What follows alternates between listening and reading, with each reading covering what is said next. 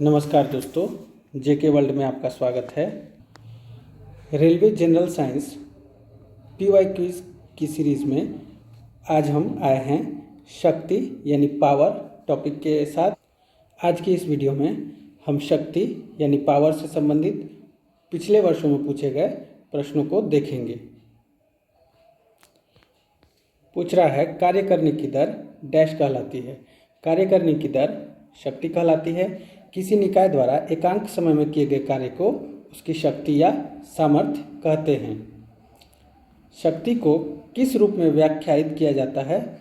इसे कार्य करने की दर अथवा ऊर्जा स्थानांतरण की दर के रूप में व्याख्यायित किया जाता है। कार्य करने की दर या ऊर्जा स्थानांतरण की दर को डैश कहते हैं। कार्य करने की दर या ऊर्जा स्थानांतरण की दर को शक्ति कहते हैं। यदि कोई कारक T समय में W कार्य करता है तो उसकी पावर होगी कार्य बटे समय। कार्य बटे समय को शक्ति या सामर्थ्य या क्षमता कहते हैं। शक्ति बराबर W/T, जहाँ W का अर्थ है कार्य, W से वर्क और T से टाइम। कार्य करने की गति कहलाती है। कार्य करने की गति क्या कहलाती है? शक्ति कहलाती है। निम्न में से कौन सी भौतिक मात्रा किए गए कार्य की गति को मापती है? कार्य की गति को शक्ति मापती है। कार्य करने की दर को शक्ति कहते हैं, अर्थात शक्ति किए गए कार्य की गति को मापती है। शक्ति का सूत्र क्या है? कार्य बटे समय।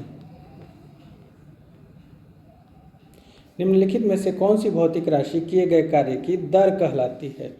शक्ति जो है वो किए गए कार्य की दर को शक्ति कहा जाता है।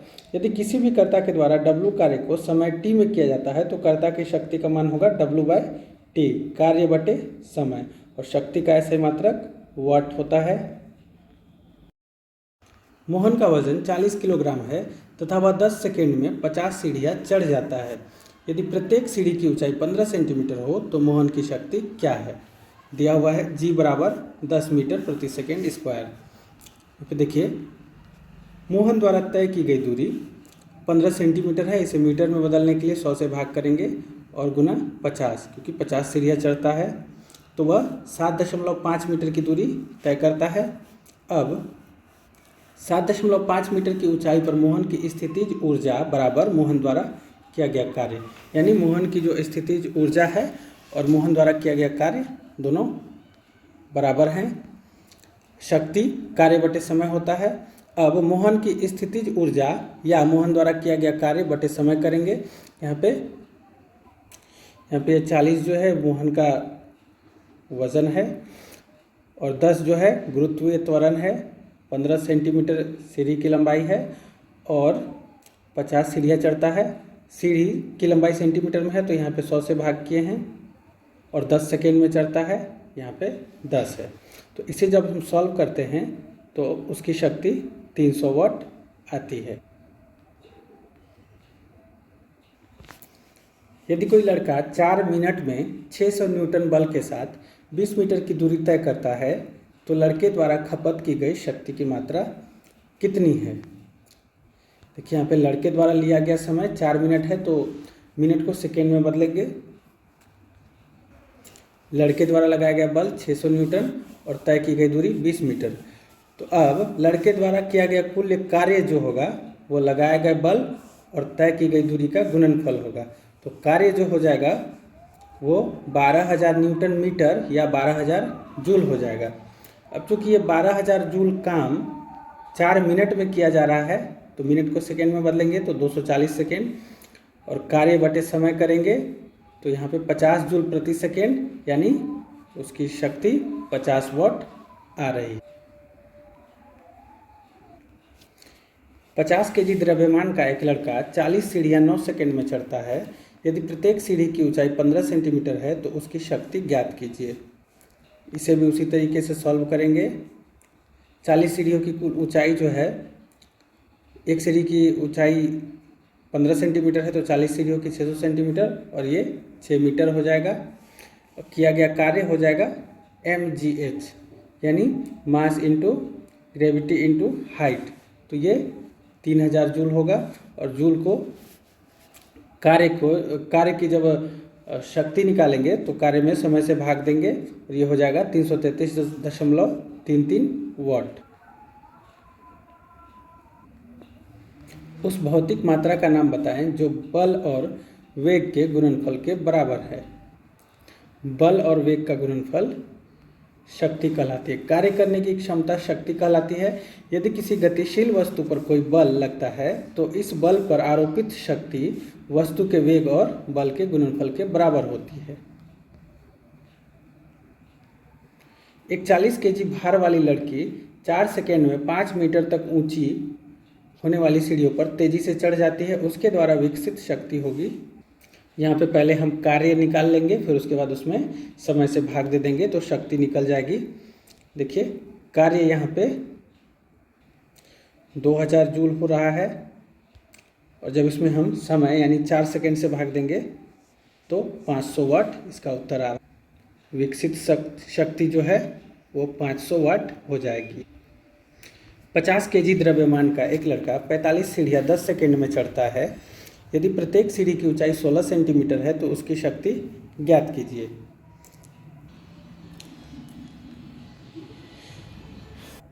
यहाँ पे कुल कार्य 3600 जूल हो रहा है और ये 10 सेकेंड में हो रहा है, तो 10 से जब भाग देंगे 3600 में तो क्षमता या शक्ति 300 वाट आ जाएगी, 360 वाट आ जाएगी। औसत शक्ति निम्न में से किसके बराबर होती है?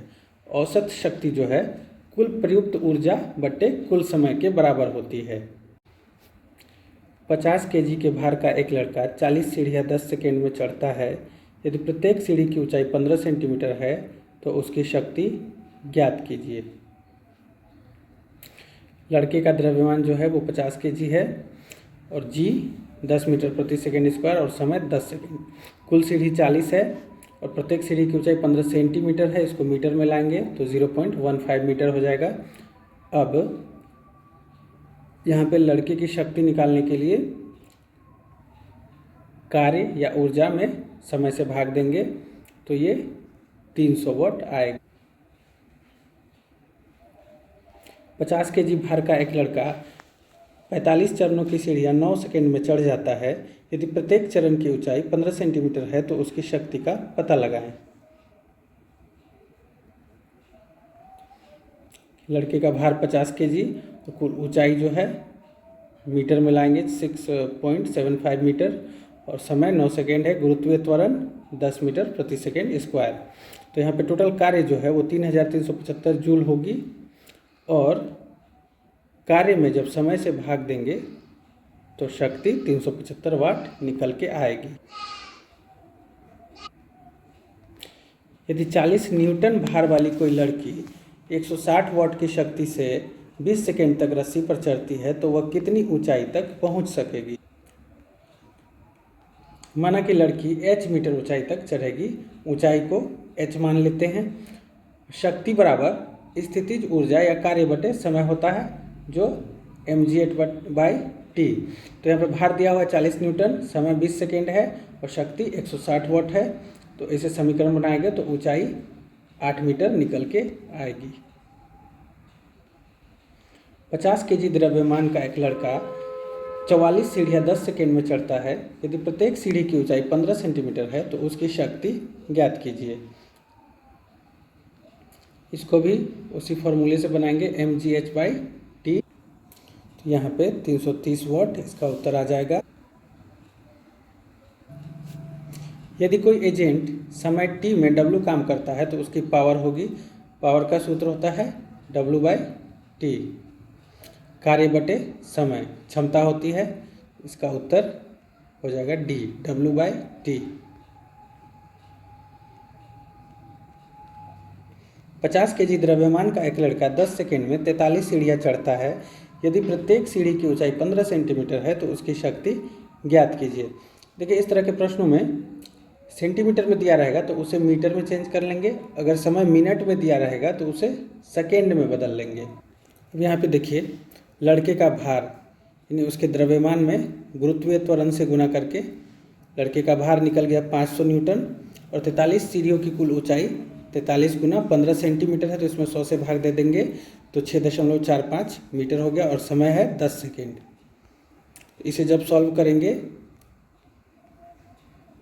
तो हमारा उत्तर आएगा 322.5 वाट। एक अधिक शक्तिशाली इंजन कम समय में अधिक कार्य कर सकता है। जैसे एक हवाई जहाज कार की तुलना में कम समय में अधिक दूरी तय करता है, अतः हवाई जहाज कार से अधिक शक्तिशाली है। यह निम्न में से किसका उदाहरण है? यह जो है शक्ति का उदाहरण है। किसी इंजन की सामर्थ्य अथवा शक्ति P बराबर W/T। W है कार्य और T समय। अतः स्पष्ट है कि निश्चित समय में जो इंजन अधिक कार्य करेगा उसका सामर्थ्य अधिक, तथा जो इंजन कम कार्य करेगा उसका सामर्थ्य कम होगा। यहाँ हवाई जहाज कार की तुलना में निश्चित समय में अधिक दूरी तय करता है, अर्थात अधिक कार्य करता है, इसलिए हवाई जहाज की शक्ति कार्य की तुलना में अधिक है। हवाई जहाज की शक्ति कार की तुलना में अधिक है। 80 kg की वस्तु को 40 मीटर की ऊंचाई तक लगभग 50 सेकेंड में ऊपर उठाने हेतु आवश्यक औसत शक्ति डैश होगी। यह प्रश्न भी mgh फॉर्मूला लगाकर सॉल्व होगा, और औसत शक्ति जो है वो 640 जूल प्रति सेकेंड आ जाएगी। निम्नलिखित में से कौन सा शक्ति का सूत्र है? शक्ति का सूत्र P = V²/R और P = V/I और P = I²/R, ये सभी हो जाएगा। अब इससे आगे ऊर्जा यानी एनर्जी टॉपिक से संबंधित प्रश्न हैं, जिन्हें हम अगली वीडियो में देखेंगे। तब तक के लिए नमस्कार।